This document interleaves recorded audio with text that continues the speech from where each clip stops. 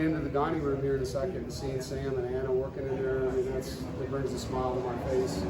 The number of parents and emails and things that come in, not just about Victory Day, but about One Pack and Power program that Sarah and I have started on campus. And there's a lot of good things happening in Raleigh right now to help a lot of people that in the past maybe not had that same kind of opportunity.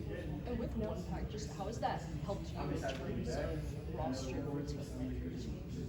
with our collective? Yes. Yeah, those guys do a great job.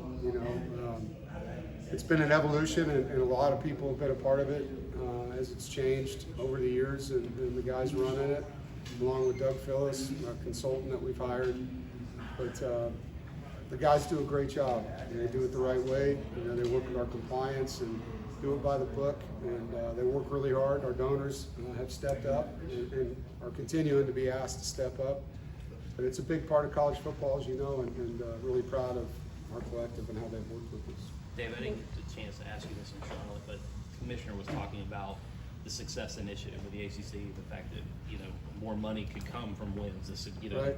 And you've talked in the past about the revenue question. You got to worry about what your job is, but if other schools are making $10 million more a year in resources, as facilities, all kinds of things, it matters.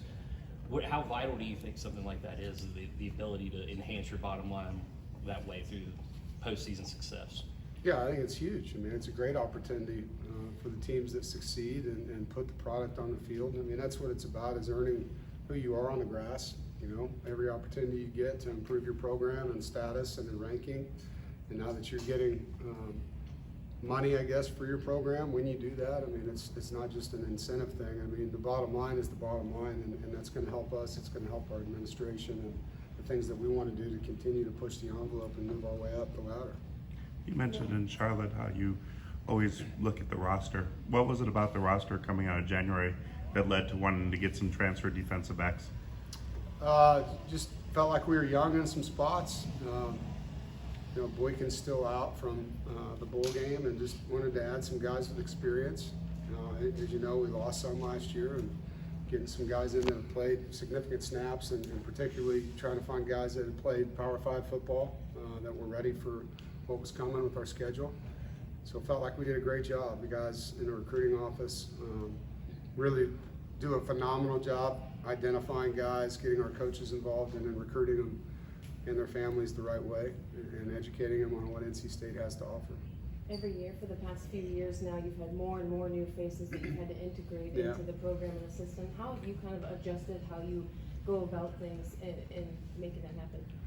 Yeah, in January when I walked in the team room, there was 40-some new guys, and so I knew, and I told the guys right there, we had a lot of work to do, and it wasn't just football, it was getting to know each other. And so we've built the calendar a certain way where guys have a chance to really talk in front of the team, where they can get up and tell their story, where guys can learn a lot about a player that hasn't been here in his journey. Sometimes you take that for granted, and these guys are 3, 4, 5 years into college football, and the glue of your roster is what helps you win games. When you get into those adverse situations, are they going to play for each other? I don't really know these guys, and so we did some things in the off season. Our whole team went to Camp Rockfish and did a overnight. It was a great team building, 48 hours for our guys, and our position coaches do a lot of things with them. But I've been really intentional because of the numbers of making sure these guys aren't strangers and that they're brothers.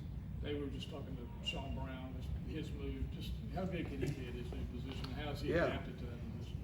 Really well. He's a smart football player. In game last year, we had to move him there when Peyton was out. In the Clemson game, he had 8 tackles, I think, in the fourth quarter. So he showed us that he can play there in a game. But he's built for it. He can run. He's physical. He's got really good instincts, vision. He understands Coach Gibson's defense and what he wants. So They're on, so it's not like it's full speed ahead. But from the guys, what are you hoping stands out? Well, you want to see clean, penalties, things like that, pre-snap penalties. You want to see him play clean football. We're looking at fundamentals. You are still throwing and catching. You're still fitting guys up as blockers, and the alignments of the formations, the timing of the plays, the communication, the disguise on defense, the pursuit, all the things that we can do. That's what we're looking for. Any battles or competitions, positions you're looking forward to seeing here over the next 2 weeks? Yeah, on the offensive line, there's some competition there. Looking forward to seeing that at the guard positions and at position, left guard in particular. There's some really talented young receivers, and just want to see how they come along and what they can do to help, in some spots. On defense, obviously, we brought in some older DBs, and there's a competition there. And so, every day these guys have an opportunity to film as your resume. Go out and show what you are. You touched on your wide receivers. I mean, how can that group stack up with anybody? I think you feel like We'll see. Yeah, I mean, it's definitely a talented group. There's size and speed.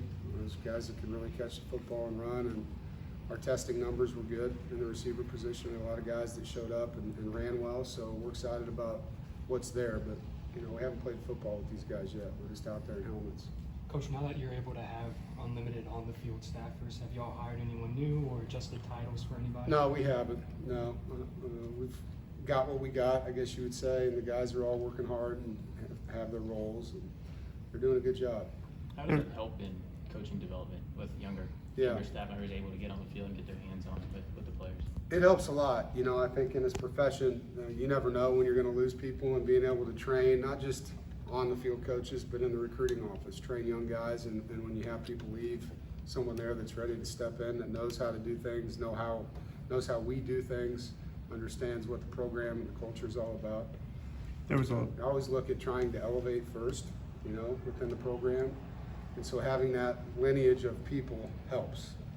There's a lot of talk about walk-ons and the 105 number, and then you see somebody like Matthew McCabe.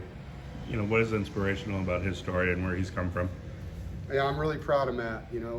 Matt's worked really hard. He does everything we ask him to do. He plays really hard. He trains really hard. He handles himself well in the community, in the classroom, and it's a great story. And to me, it's a travesty that walk-ons may not be a part of college football. I don't know if that's finalized or where that's all going. We're still just getting used to the same thing you guys saw, that it's 105, and what does that mean, and how is that funded, everything. There's a million questions, so I don't want to stand here and tell you they're gone when something may change, but you guys know how important that program's been to me in building this program, the walk-on program that we've had, and the players that have been in it, from Thayer Thomas, all the way up the ladder. I mean, Thayer's playing in the NFL, and other schools I've coached at, you had guys that were all-conference, all-Americans. So, I hate seeing any opportunity taken away from student athletes, and walk-ons willingly join football teams. They're not forced onto football teams. And you talk about player safety, reducing the size of your roster is a concern for coaches. We worry about that. It will change how we practice. When the rosters get smaller, we're going to have to change the reps. One more, guys. how's your quarterback and Grissom Caldwell, and what are you looking for out of him? Yeah, we're very, very grateful that he's here. One, excited for him, impressed by him. He understands the game. He's a quick learner. He's a really good teammate. Goes hard, holds himself to a high standard. Has no problem holding guys accountable, and he does it in a good way. He's demanding but not demeaning with people. He's got great touch on the football, his game management skills, his clock management, everything. He's a vet, and he's a great fit in our program.